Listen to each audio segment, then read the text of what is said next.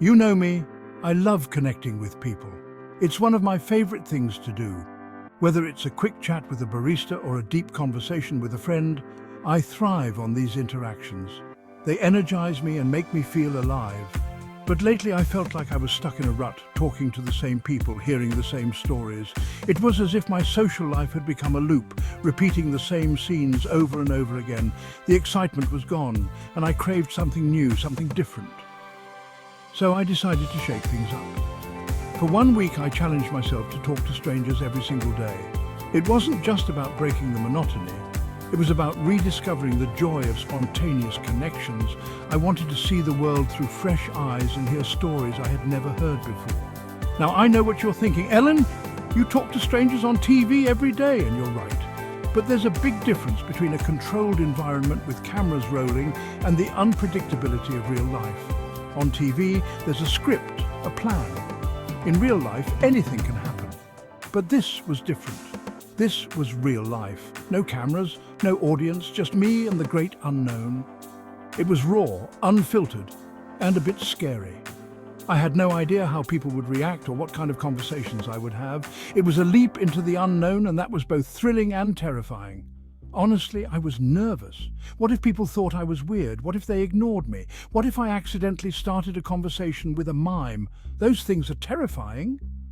The fear of rejection loomed large, but I knew that growth often comes from facing our fears head on. But I knew I had to step outside my comfort zone. Life is too short to stay silent. Every person we meet has a story to tell, a lesson to teach, and a perspective to share. By staying in our bubbles, we miss out on so much richness and diversity that the world has to offer. So, with a deep breath and a smile, I took the plunge into the world of strangers. I approached each day with an open heart and an open mind, ready to embrace whatever came my way. And what I discovered was nothing short of magical. The world is full of fascinating people, each with their own unique stories and experiences. All it takes is a little courage to start the conversation. Day one was all about conquering those first conversation jitters. The kind of jitters that make your palms sweat and your heart race.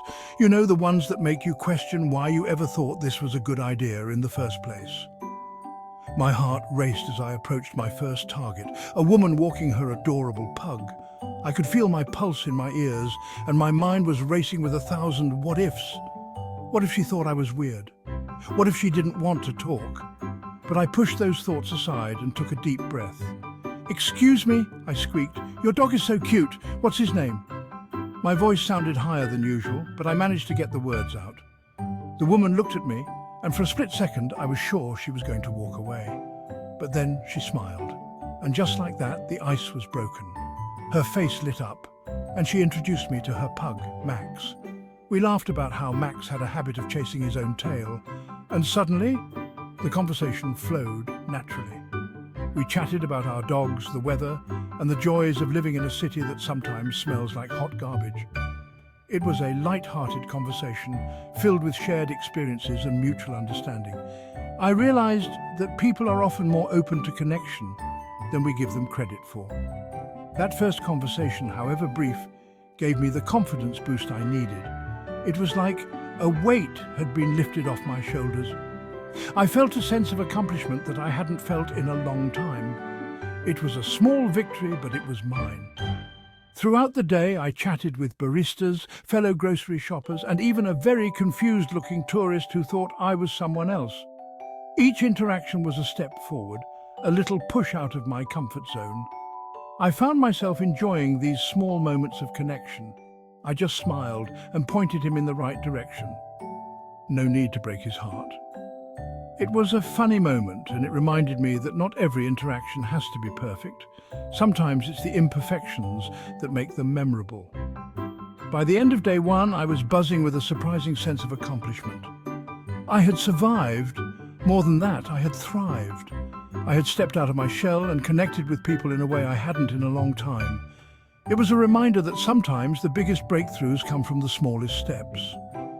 And more importantly, I had connected with people in a way I hadn't in a long time. These small interactions, these brief moments of connection, had reignited a spark in me. They reminded me of the importance of human connection, of the joy that comes from simply talking to someone new. It was a day of butterflies and breakthroughs, and I couldn't wait to see what day 2 would bring. Coffee shops became my favourite hunting grounds for conversations. Everyone's there for the same reason: caffeine and a break from reality. One morning, I sat next to an elderly gentleman engrossed in a book. "That looks interesting," I said, gesturing to his book. "What's it about?" He looked up, surprised but not unwelcoming. We ended up having the most fascinating conversation about history, philosophy, and the meaning of life. He told me stories about his childhood, his travels, and the wisdom he'd gained over the years. I realized that everyone has a story to tell, a lifetime of experiences just waiting to be shared. All it takes is someone to ask. One day I was struggling to carry a giant potted plant I'd impulsively bought. Don't judge, it was on sale. It was one of those moments where you think you can handle it, but reality hits you hard. The plant was heavier than I anticipated, and I could feel my arms trembling under its weight. Suddenly, a young woman appeared by my side. "Let me help you with that," she said, effortlessly lifting the plant as if it weighed nothing. Her unexpected assistance was a breath of fresh air, and I couldn't help but feel a wave of relief wash over me. As we walked and talked, I learned she was a botany student with a passion for succulents. She shared stories about her favourite plants and how she had turned her small apartment into a green oasis. Her enthusiasm was contagious, and I found myself genuinely interested in her world of greenery. She even gave me tips on how to keep my new plant alive, fingers crossed. She explained the importance of proper sunlight, watering schedules, and even the type of soil that would best suit my new leafy friend. Her advice was invaluable, and I felt more confident about my purchase. That day, I was reminded of the inherent goodness in people. It's easy to forget in our busy lives, but moments like these bring it all back. The simple act of helping a stranger can create a ripple effect of kindness. There's a natural human instinct to help others, and sometimes all it takes is a simple request or a shared struggle to unlock that kindness. This encounter left me with a warm feeling and a renewed faith in humanity. It made me realize that we are all connected, and a little bit of kindness can go a long way in making someone's day brighter. Section 5. The awkward encounters. Not every conversation sparkles. Okay, I'll admit it, not every conversation was a roaring success. There were moments of awkward silence, blank stares, and times when I'm pretty sure people were actively trying to avoid eye contact. Like the time I tried to strike up a conversation with a guy wearing headphones the size of a small car. Let's just say he was not interested in discussing the merits of noise cancellation technology. But hey, that's part of the fun, right? Not every interaction is going to be magical. The important thing is to embrace the awkwardness, laugh it off, and keep putting yourself out there. Section 6. Lessons learned: growth, empathy, and self-discovery. This week of talking to strangers wasn't just about the conversations themselves. It was about what those conversations taught me. I learned that people are more alike than we think. We all have hopes, fears, dreams, and that deep down we all crave connection. I also learned a lot about myself. I realized that I'm braver than I thought, more outgoing, and far less concerned with what strangers think of me. Because at the end of the day, we're all just humans trying to figure this crazy thing called life out together. Section 7. Tips for talking to strangers, breaking the ice. So, you want to start talking to strangers? Great. Here are a few tips to get you started. Start small. A simple hello or a compliment goes a long way. Find common ground. Look for something you can connect on, like a shared interest or a funny observation. Ask open-ended questions. Instead of "nice weather, huh?" Try "what are your plans for this beautiful day?" Be a good listener. Really pay attention to what people are saying. You never know what you might learn. And don't be afraid to be yourself. Let your personality shine through. Authenticity is always engaging. Section 8. Conclusion: a world more connected. After a week of talking to strangers, I felt like I had a renewed sense of purpose. The world felt smaller, more connected, less like a scary place and more like a community.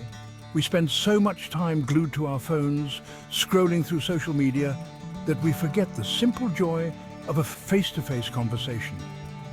But when we take the time to connect with the people around us, even for a few minutes, we open ourselves up to a world of possibilities. Section 9, final thoughts. Keep the conversation going. So, the next time you're out and about, challenge yourself to strike up a conversation with someone new. You never know. You might just make a new friend, learn something amazing, or even brighten someone's day. And who knows? Maybe, just maybe, you'll inspire them to do the same. Keep talking, keep connecting, and keep spreading the love. Because in a world that can sometimes feel divided, a little conversation can go a long way.